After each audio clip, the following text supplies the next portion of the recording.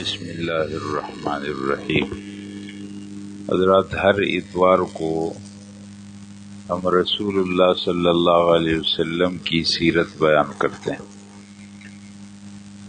رسول اللہ صلی اللہ علیہ وسلم کی زندگی کل 3 حصوں میں تقسیم ہے۔ پہلا حصہ ہے ولادت تا بعثت، پیدائش سے لے کر نبوت کے اعلان تک، یہ عرصہ ہے 40 سال کا۔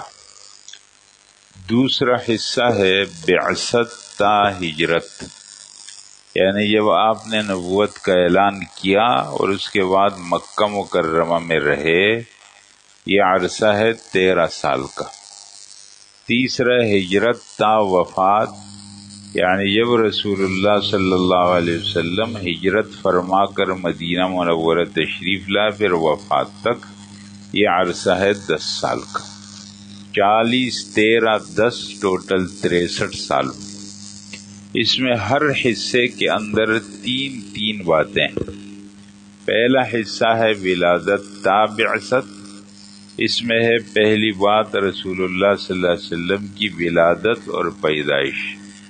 دوسری بات ہے رسول اللہ صلی اللہ علیہ وسلم کا بچپن، اور تیسری بات ہے رسول اللہ صلی اللہ علیہ وسلم کی جوانی۔ یہ باتیں ہو گئی۔ 40 سال کا عرصہ ہے۔ دوسرا حصہ ہے بعثت تا ہجرت، یعنی آپ علیہ السلام نے نبوت کا اعلان کیا ہے، پھر مکہ مکرمہ میں، اس کا نام ہے مکی دور، مدت 13 سال، اور اس میں رسول اللہ صلی اللہ علیہ وسلم نے اسلامی امت کی بنیاد رکھی، امت بنائی۔ اس کے 3 مرحلے ہیں۔ پہلا مرحلہ انفرادی دعوت ہے، خاموش دعوت ہے، خفیہ دعوت ہے۔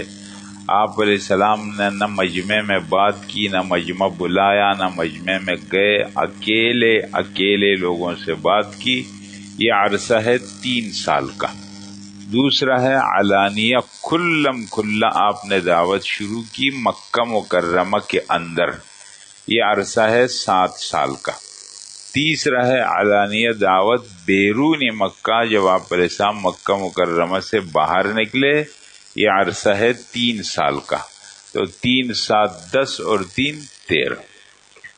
اس کے بعد مدنی دور شروع ہوگا، جب آپ علیہ السلام ہجرت فرما کر مدینہ منورہ تشریف لائے۔ یہ 2 حصے ہم بیان کر چکے ہیں، ابھی تیسرے حصے کو ہم شروع کر رہے ہیں۔ ابھی مدنی دور 10 سال ہے، اور اس میں رسول اللہ صلی اللہ علیہ وسلم نے اسلامی ریاست کی بنیاد رکھی ہے۔ اس کے 3 مرحلے ہیں۔ پہلا مرحلہ خطرات اور ان کا مقابلہ، اندر باہر سے خطرے، یہ عرصہ ہے تقریباً 5 سال 8 ماہ کا۔ دوسرا مرحلہ فتح کی ابتدا، آثار اس کے، یہ مرحلہ ہے 1 سال 11 ماہ کا۔ دوسرا ہے جب فتح کی تکمیل ہو گئی، پھر وفات تک، یہ عرصہ ہے 2 سال 5 ماہ کا۔ یہ رسول اللہ صلی اللہ علیہ وسلم کی ٹوٹل زندگی آپ کے سامنے آ گئی۔ ہم بیان کر رہے تھے ہجرت کو۔ حضرت، آپ نے یہ سنا، یہ جو ہجرت رسول اللہ صلی اللہ علیہ وسلم نے مکہ مکرمہ سے مدینہ منورہ کی طرف ہجرت کی، ہم نے 2 مجلسیں اس میں کی ہیں، آج تیسری مجلس ہے۔ رسول اللہ صلی اللہ علیہ وسلم مکہ مکرمہ سے نکلے، غار ثور پہنچے، اس پر 1 مجلس ہوئی۔ پھر غار ثور کے اندر رہے اور وہاں سے نکل کر مدینہ منورہ کی طرف آئے، اس پر دوسری مجلس ہوئی۔ آج تیسری مجلس ہے اسی ہجرت کے عنوان پر کہ رسول اللہ صلی اللہ علیہ وسلم قباء میں پہنچ جائیں گے۔ اب یہ شروع کرتے ہیں حضرات۔ دیکھیں، یہ وہ راستہ ہے، نیچے مکہ مکرمہ، اوپر مدینہ منورہ۔ ہمیشہ نقشے کا یہ قانون ہوتا ہے کہ جو شمال ہوتا ہے وہ اوپر ہوتا ہے، جو شمال ہوتا ہے وہ اوپر ہوتا ہے۔ تو اس لیے مدینہ منورہ شمال میں، کہ نقشے کے اندر اوپر آئے۔ رسول اللہ صلی اللہ علیہ وسلم نیچے مکہ مکرمہ سے روانہ ہوئے۔ یہ دیکھ رہے ہیں، یہ مکہ مکرمہ، اور یہ راستے سے، یہ عام راستہ ہے، لیکن رسول اللہ صلی اللہ علیہ وسلم عام راستے سے ہٹ کر جا رہے تھے، یوں جاتے تھے پھر آتے تھے، اور اس طرح ہوتے ہوتے رسول اللہ صلی اللہ علیہ وسلم تقریباً ایک ہفتے کے اندر مکہ مکرمہ سے پہنچ گئے کدھر؟ مدینہ منورہ۔ قباء کی بستی اس وقت مدینہ منورہ سے باہر تھی، اب تو مدینہ منورہ کے اندر ہے، تو آپ علیہ السلام پہلے قباء کی بستی میں پہنچے۔ دیکھیں حضرت، یہ آپ دیکھ رہے ہیں، یہ ہے مدینہ منورہ، یہ مدینہ منورہ کا آج کا نقشہ، یہ ہرا، اس کے اندر مسجد نبوی ہے، اس مسجد نبوی سے جنوب، ہمیشہ نقشے میں جنوب نیچے، شمال اوپر ہوگا، اس لیے مسجد نبوی سے آپ جنوب کی طرف آئیں، یہ بستی ہے قباء کی، یہ دیکھ رہے ہیں منطقۃ قباء، یہ قباء کا علاقہ ہے۔ یہ قباء کی بستی میں پہلے یہ مدینہ سے باہر تھا، تو آپ علیہ السلام پہلے یہاں آئے، یہاں کتنے دن گزارے اس پر ہم بات کریں گے، پھر یہاں سے فارغ ہو کر آپ ادھر ایک راستے میں رکے، جمعے کی نماز پڑھی، اور پھر مدینہ منورہ میں آپ داخل ہوئے، اور آپ کو مشہور استقبال ہوا، مدینہ منورہ والوں نے آپ علیہ السلام کا استقبال کیا، تو قباء کی بستی میں آپ علیہ السلام داخل ہو گئے۔ دیکھ رہے ہیں حضرات، یہ ہے قباء کی بستی۔ مدینہ منورہ کے لوگوں کو یہ خبر تو ہو گئی تھی کہ رسول اللہ صلی اللہ علیہ وسلم مکہ سے نکل گئے، لیکن یہاں کب پہنچیں گے معلوم نہیں، اس وجہ سے کہ آپ علیہ السلام بہت خفیہ انداز میں آ رہے تھے، راستے میں کفار نے اپنے لوگ پھیلا دیے تھے آپ علیہ السلام کو گرفتار کرنے کے لیے، تو آپ علیہ السلام کبھی راستہ ایک میں جاتے، یہ جو راستہ دیکھا نا آپ نے، اس کو طریق الہجرہ کہتے ہیں۔ آج مکہ مکرمہ سے مدینہ منورہ کی طرف جو راستہ جاتا ہے، روڈ جو گیا ہے، سعودی حکومت نے نکالا ہے، پرانا ایک راستہ تھا، اب بالکل ہجرت والا راستہ نکالا ہے، اس کو طریق الہجرہ کہتے ہیں۔ یہ آپ دیکھ رہے ہیں، یہ ایک راستہ تھا، آپ علیہ السلام جس راستے سے گئے ہیں یہ والا، بالکل آج مکہ مکرمہ سے مدینہ منورہ اسی پر ایک روڈ بنا ہے، یہ روڈ پہ گاڑیاں جاتی ہیں، اس کا نام ہے طریق الہجرہ، اور یہاں سے لوگ مکہ مکرمہ سے مدینہ میں۔ اب آپ علیہ السلام، یہ عام راستہ تھا، چونکہ اس راستے پر لوگ گھوم رہے تھے، اور آپ علیہ السلام کی گرفتاری پر 100 اونٹ کا انعام اعلان ہوا تھا، اس لیے آپ علیہ السلام خفیہ چھپتے چھپتے آ رہے تھے، تو مدینہ منورہ کے لوگوں کو ٹھیک معلوم نہیں تھا کہ کس دن آئیں گے، اس لیے وہ لوگ روزانہ نکلتے تھے باہر، راستے میں کھڑے ہوتے کہ آپ علیہ السلام آج آئیں گے، پھر دوپہر ہو جاتی، گرمی پھیل جاتی، تو لوگ پھر اپنے گھروں کو مایوس ہو کر واپس ہو جاتے۔ جس دن رسول اللہ صلی اللہ علیہ وسلم داخل ہو رہے تھے، اس دن بھی لوگ دوپہر کو اپنے گھروں کو واپس ہو گئے، مایوس ہو گئے کہ آج بھی نہیں آئے، تو ایک یہودی اپنے مکان کی چھت پر چڑھا ہوا تھا، اور اس نے دیکھا کہ دور سے لوگ آ رہے، اس کو شک ہو، اس نے کہا، آواز لگائی، اے مسلمانوں، تم جس کا انتظار کر رہے تھے وہ آ گئے، یہ آواز لگائی، تو مسلمان نے جب یہ سنی تو بولے، بالکل بے خودی کی حالت میں سب اپنے گھروں سے باہر نکلے، اور رسول اللہ صلی اللہ علیہ وسلم کے استقبال کے لیے اپنے گھروں سے نکلے، نعرے لگاتے ہوئے، ترانے گاتے ہوئے باہر آ گئے، اور رسول اللہ صلی اللہ علیہ وسلم کے ارد گرد جمع ہو گئے۔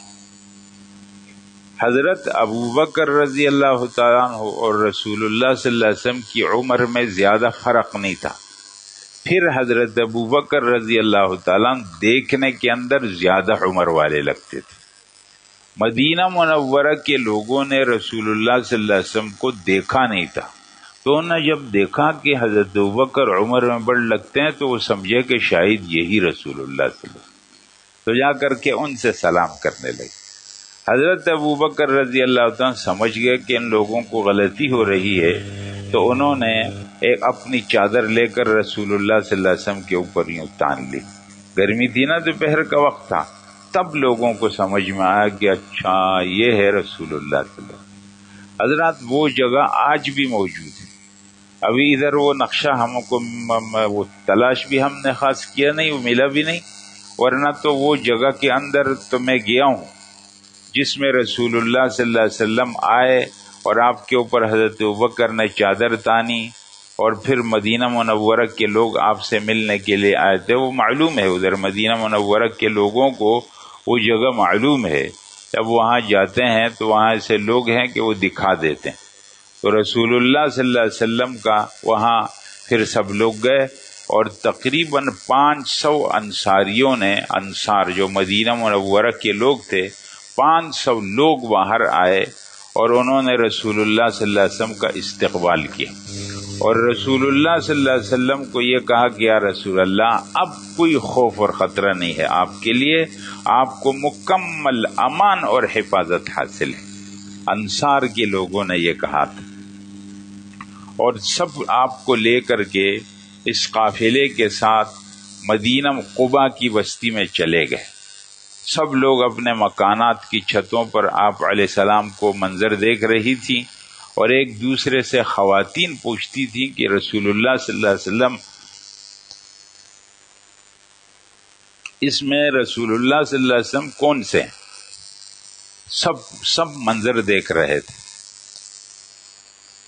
تو رسول اللہ صلی اللہ علیہ وسلم اپنے صحابہ انصار کے ساتھ مدینہ منورہ میں داخل ہو گئے، اور لڑکے راستوں کے اندر کھڑے تھے اور خواتین مکانات کی چھتوں پر تھی، اور انصار کے لوگ رسول اللہ صلی اللہ علیہ وسلم کے ساتھ داخل ہو رہے تھے، اور اس وقت ہر طرف سے یہ آواز آتی تھی اللہ اکبر اللہ اکبر جاء رسول اللہ اکبر، اللہ اکبر جاء محمد، اللہ اکبر جاء محمد، اللہ اکبر جاء رسول اللہ۔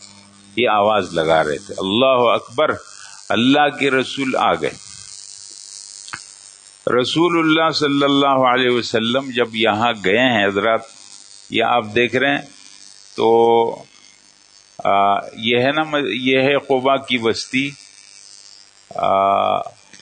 یہ دیکھ رہے ہیں حضرات، آگے کریں اس کو، ہاں بلکہ اس سے بھی آگے تھوڑا، ہاں اب آپ دیکھ رہے ہیں حضرات یہ ہے قباء کی مسجد آج۔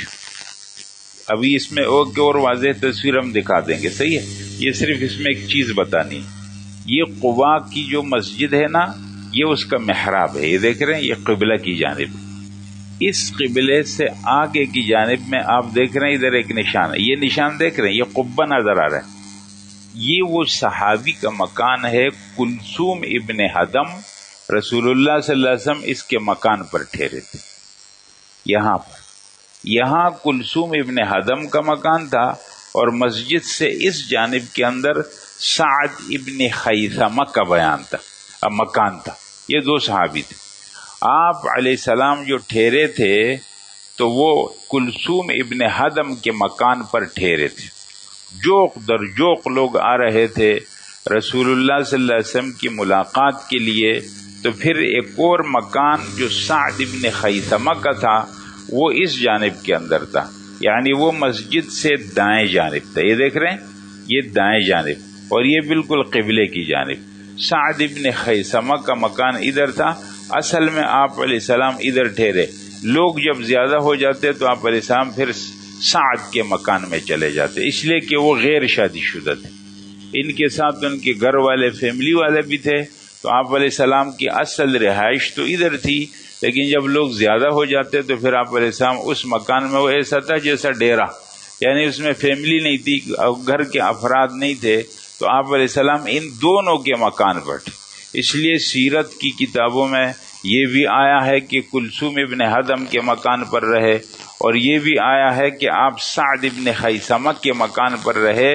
ان دونوں باتوں کے درمیان کوئی ٹکراؤ تعارض نہیں ہے۔ ایسا بھی ہوا کہ آپ علیہ السلام دن میں ادھر رہے سعد کے مکان، کیوں لوگ آتے تھے، اور رات کے لیے پھر یہاں آ جاتے تھے، تشریف لے آتے تھے، تو ان دونوں مکانات پر آپ ٹھہرے۔ ان کے مکان کو، سعد ابن خیثمہ کے مکان کو یہ بیت العزاب کہتے تھے. بیت العزاب، عزاب عربی میں غیر شادی شدہ کو بولتے ہیں. بیت العزاب یعنی غیر شادی شدہ لوگوں کا گھر. تو آپ علیہ السلام نے ان دونوں جگہوں کے اندر رہے. حضرات رسول اللہ صلی اللہ علیہ وسلم یہاں ٹھہرے ہوئے تھے، لوگ آپ کی ملاقات کے لیے آتے تھے. ادھر رسول اللہ صلی اللہ علیہ وسلم نے مکہ مکرمہ میں حضرت علی کو اپنی جگہ پر رکوا دیا تھا، امانتیں ان کو حوالہ کی تھی اور فرمایا یہ امانتیں جن جن کی ان کو دے کر کے پھر واپس چلے آنا. حضرت علی رضی اللہ تعالیٰ نے کیا کیا، 3 دن وہاں قیام کیا اور وہ امانتیں ان کے مالکوں تک سب کو پہنچا دی. اور طریقہ یہ تھا کہ حضرت علی رضی اللہ تعالیٰ ایک کھلی جگہ میں کھڑے ہوتے اور یہ اعلان کرتے کہ من کان لہ عند رسول اللہ ودیعۃ فلیأت نؤدی الیہ امانتہ. جس آدمی کا رسول اللہ صلی اللہ علیہ وسلم کے پاس کوئی امانت ہے وہ آ جائے، آگے ہم اس کی امانت اس کو حوالہ کر دیں گے. اور اس طریقے سے سب کو امانتیں پہنچا کر حضرت علی رضی اللہ تعالیٰ عنہ بھی روانہ ہو گئے مدینہ منورہ کی جانب میں. لیکن یہ سفر آپ دن کے وقت کہیں چھپ جاتے اور رات کے اندھیرے میں چلتے، کیونکہ خطرہ تھا. مدینہ منورہ جب پہنچے تو سب ان کے پاؤں کے اندر وہ چھالے پڑ گئے تھے اور ان سے خون نکل رہا تھا. رسول اللہ صلی اللہ علیہ وسلم سے جب ملے حضرت علی تو آپ کو بتایا گیا کہ علی آ گئے، علی پہنچ گئے. تو آپ نے فرمایا کہ ان کو میرے پاس بلا لو.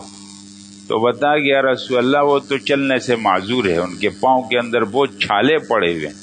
تو رسول اللہ صلی اللہ علیہ وسلم خود تشریف لے گئے اور حضرت علی کو گلے سے لگا اور ان کی تکلیف کو جب دیکھا کہ خون پاؤں سے، تو آپ علیہ السلام کی آنکھوں سے آنسو روانہ ہو. اور پھر آپ علیہ السلام نے اپنے ہاتھ پر ایسا لعاب لگایا اور حضرت علی کی وہ زخم کی جو جگہ تھی ان کے اوپر وہ ہاتھ پھیر دیا. اس کی برکت تھی کہ حضرت علی کی شہادت وفات تک پھر ان کو پاؤں میں تکلیف نہیں ہوئی. یہ رسول اللہ صلی اللہ علیہ وسلم کی برکت.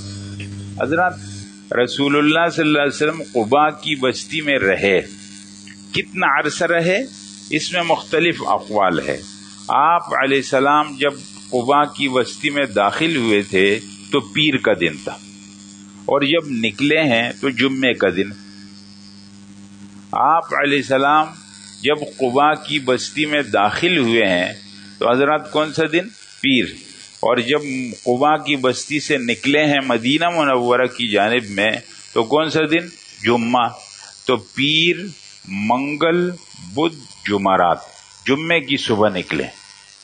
اب اس سے معلوم ہوتا ہے کہ یا تو آپ نے صرف 4 دن گزارے، بعض لوگوں نے ایسا بتایا. لیکن بخاری کی روایت کے اندر یہ موجود ہے، صحیح مسلم کی روایت موجود ہے کہ آپ علیہ السلام نے 14 دن گزارے. اب یہ سیرت کی کتابوں میں دونوں باتیں، اس لیے راجح یہ ہے کہ آپ نے 14 دن گزارے. اور جب آپ نے یہ 14 دن گزارے ہیں حضرات قباء کی بستی میں، تو یہاں آپ نے ایک مسجد بنائی. قباء کی بستی میں آپ نے ایک مسجد بنائی ہے اور اس مسجد کا نام کیا ہے؟ مسجد قباء. قرآن کریم میں اس کا تذکرہ ہے، لَمَسْجِدٌ أُسِّسَ عَلَى التَّقْوَى مِنْ أَوَّلِ يَوْمٍ أَحَقُّ أَن تَقُومَ فِيهِ. وہ مسجد جس کی بنیاد تقوی پر ڈالی گئی بہتر ہے کہ آپ اس میں کھڑے ہوں. اس مسجد کے مقابلے میں منافقین نے ایک مسجد بعد میں بنائی تھی، مسجد ضرار. والذین اتخذوا مسجدا ضرارا وکفرا وتفریقا بین المؤمنین. تو یہ مسجد کے بارے میں رسول اللہ صلی اللہ علیہ وسلم نے جو قرآن کریم کی آیت ہے وہ ہے. مسجد قباء آپ علیہ السلام نے 14 دن رہے بنائی یا 4 دن رہے بنائی. اس سے معلوم ہوتا ہے کہ رسول اللہ صلی اللہ علیہ وسلم اور دین اسلام اللہ کے نزدیک مسلمانوں میں مسجد کی کتنی اہمیت. جب بھی مسلمانوں کی کوئی بستی آباد ہوگی اور مسلمانوں کا کوئی علاقہ بنے گا اور مسلمان لوگ وہاں جا کر کے نئی آبادی بنائیں گے تو اس کے اندر مسجد سب سے پہلے آپ دیکھو حضرات، آج کے جتنے نقشے بنتے ہیں مسجد کا نقشہ نہیں ہو، لوگ پھر خریدیں گے جگہ کو۔ حالانکہ یہ حکومت کی ذمہ داری ہے کہ جب بھی کسی علاقے کا نقشہ بنے گا وہاں پر وہ کچھ اس قسم کے پلاٹ نکالیں گے جو کسی خاص آدمی کے نہیں ہوں گے، وہ سب کے مفاد کے لیے ہوں گے۔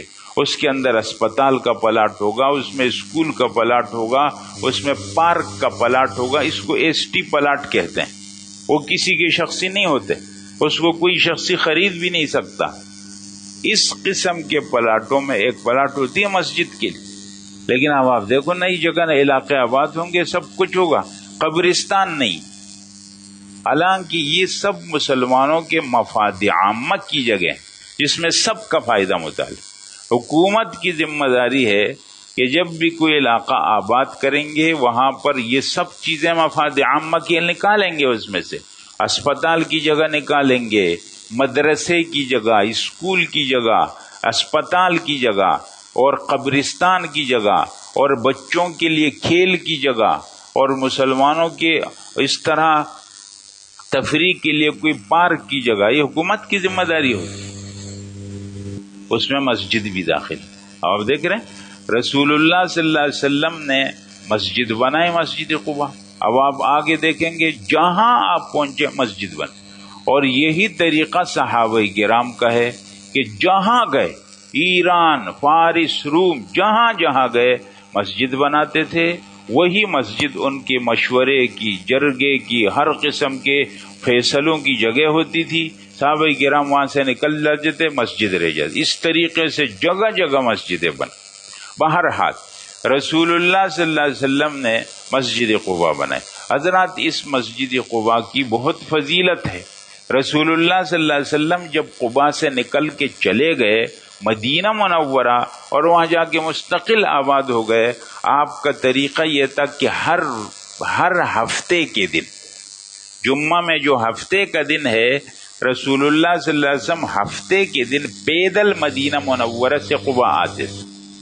اور رسول اللہ صلی اللہ علیہ وسلم نے فرمایا کہ صلاۃ فی مسجد قباء کعمرۃ، قباء کی مسجد میں جس نے 2 رکعت نماز پڑھی اس کا ثواب عمرے کی طرح۔ رسول اللہ صلی اللہ علیہ وسلم کی حدیث ہے جو کہ ابن ماجہ کے اندر یہ روایت موجود ہے۔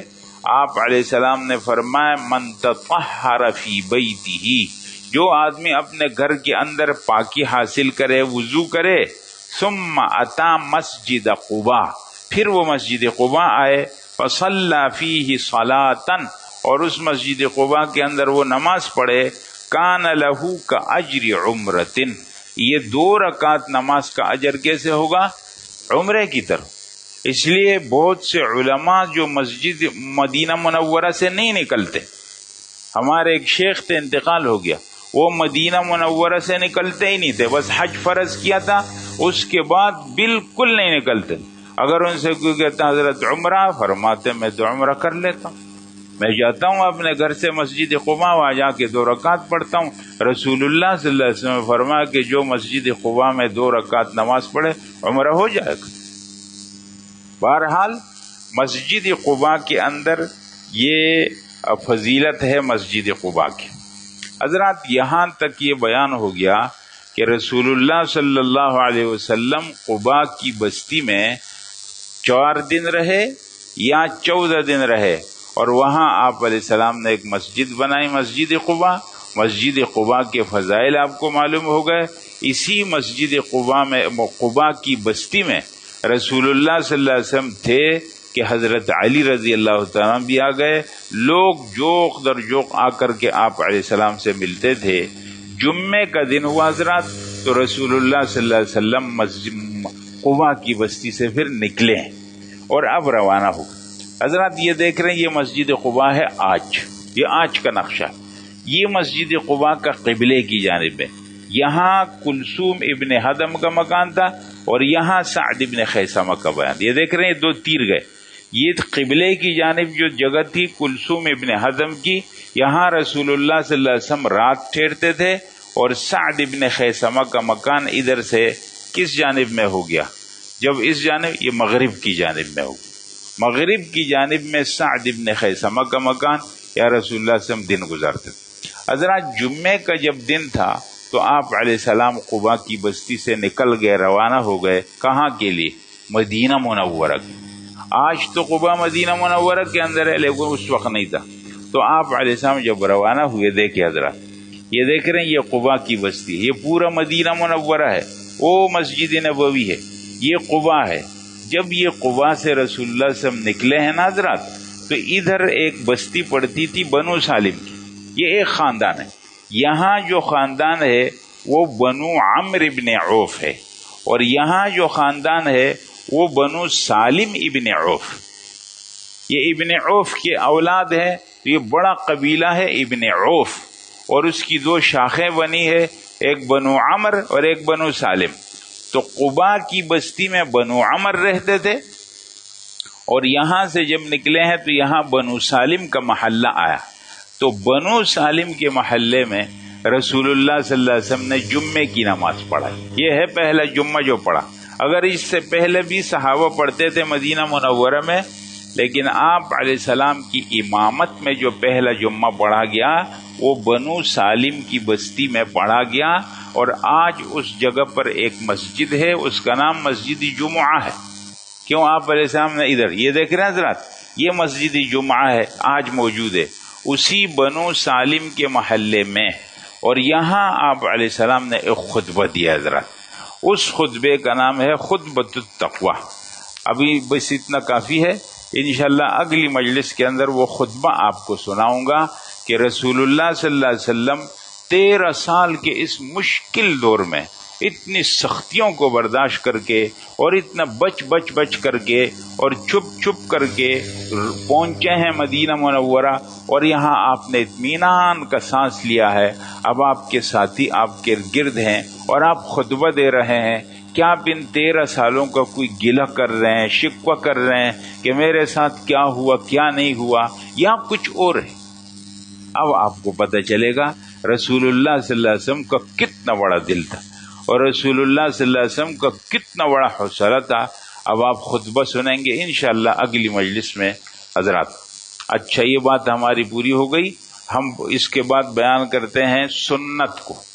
توجہ سے دیکھو، یہ سب کا بیان یہ ہے، مقصود یہ ہے کہ ہماری زندگیوں میں رسول اللہ صلی اللہ علیہ وسلم کی سنت آ جائے. تو ہم وہ ترتیب سے بیان کر رہے ہیں. آپ کو معلوم ہے کہ جب صبح رسول اللہ صلی اللہ علیہ وسلم کی آنکھ کھلتی تھی تو سب سے پہلے کیا کرتے تھے حضرات؟ مسواک کرتے تھے پہلے. اس کے بعد رسول اللہ صلی اللہ علیہ وسلم ایک دعا پڑھتے تھے. وہ دعا کیا ہوتی تھی؟ الحمدللہ الذی احیانا بعدما اماتنا والیہ النشور. اس کے بعد پھر رسول اللہ صلی اللہ علیہ وسلم مؤذن جو اذان کے کلمات کہتا، رسول اللہ صلی اللہ علیہ وسلم وہی کلمات کو اس کے ساتھ دہراتے تھے. جب نہ اذان سے فارغ ہوتے پھر آپ علیہ السلام ایک دعا پڑھتے تھے. پہلے درود، پھر وہ دعا، اللہم رب هذه الدعوة التامة والصلاة القائمة آت محمدا الوسیلة والفضیلة وابعثه مقاما محمودا الذی وعدته. حضرات ایک بات کو توجہ سے سمجھ لو. دیکھو، جب بھی اذان ہو، اذان کے وقت اپنی باتیں بند کرو. بس مؤذن جو کہتا ہے اس کا جواب دو، اور اس کے بعد جو دعا ہے وسیلہ کی، اللہم رب هذه الدعوة التامة، فرمایا جو مؤذن کے اذان کا جواب دے اور اس کے بعد یہ دعا پڑھے، میری شفاعت اس کے لیے ثابت. آپ نے دیکھا حضرات، ہم لوگ اہتمام نہیں کرتے، اذان ہوگی ہم لوگ اپنی گپ شپ لگاتے. یہ رسول اللہ صلی اللہ علیہ وسلم کا طریقہ نہیں ہے. رسول اللہ صلی اللہ علیہ وسلم کا طریقہ یہ ہے کہ جب اذان ہو بالکل خاموش ہو جاؤ اور اذان کا جواب دو، اور اذان کے بعد پھر یہ دعا پڑھو. حضرات اذان ہو جاتی، پھر آپ علیہ السلام وضو کرتے، غسل کرتے، اور پھر 2 رکعت مختصر سنت پڑھتے تھے، بالکل مختصر. پہلی رکعت میں قل یا ایھا الکافرون اور دوسری رکعت میں قل ھو اللہ احد پڑھتے تھے. اور اس کے بعد کبھی آرام کرتے، کبھی اپنے گھر والوں سے کوئی بات چیت کرتے. پھر فجر کا وقت ہوتا تو آپ علیہ السلام باہر تشریف لاتے. سمجھ میں آ گئی؟ باہر نکلتے ہوئے آپ علیہ السلام ایک دعا پڑھتے تھے. حضرات وہ دعا آپ لوگوں کو یاد کرنی چاہیے، بہترین دعا ہے. ایک دفعہ پڑھتا ہوں، باقی آپ لوگ اس کو خود یاد کر لیں گے، یا آئیں گے تو ادھر آپ کو یاد کرا دیں گے. اللہم انی اعوذ بک ان اضل او اضل او ازل او ازل او اظلم او اظلم او اجہل او یجہل علی. یہ رسول اللہ صلی اللہ علیہ وسلم جب صبح صبح گھر سے نکلتے تھے نماز کے لیے، پہلی مرتبہ جب گھر سے نکلنے دن کا آغاز ہو رہا ہے تو آپ یہ دعا، اے اللہ میں آپ کی پناہ چاہتا ہوں کہ میں گمراہ ہو جاؤں یا مجھ کو گمراہ کر دیا جائے. اب دیکھو آپ علیہ السلام معصوم ہے، یہ اپنی امت کو بتا رہے، اے اللہ میں پناہ چاہتا ہوں کہ گمراہ ہو جاؤں، مجھ کو کوئی گمراہ کر دے، میں پھسل جاؤں، مجھ کو کوئی پھسلا دے، اور یا میں ظلم کروں یا میرے اوپر کوئی ظلم کر دے، یا میں کسی کے ساتھ بد اخلاقی بدتمیزی سے پیش آؤں، یا میرے ساتھ کوئی اس طرح پیش آئے، میں آپ کی پناہ چاہتا ہوں. تو کیسی دعا ہو؟ اگر کسی آدمی کے دن میں یہ چیزیں نہیں، بہترین دن گزرے گا اس. رسول اللہ صلی اللہ علیہ وسلم کی بہت مبارک دعا. حضرات یہاں تک بات ہو گئی. پھر آپ ایسا مسجد آئیں گے، فجر کی نماز، فجر کے بعد کیا ہوگا، پھر دن میں کیا ہوگا، ظہر سے پہلے کیا ہوگا، ظہر کے بعد کیا ہوگا، عصر کے بعد، مغرب کے بعد، عشاء کے بعد، پھر رسول اللہ صلی اللہ علیہ وسلم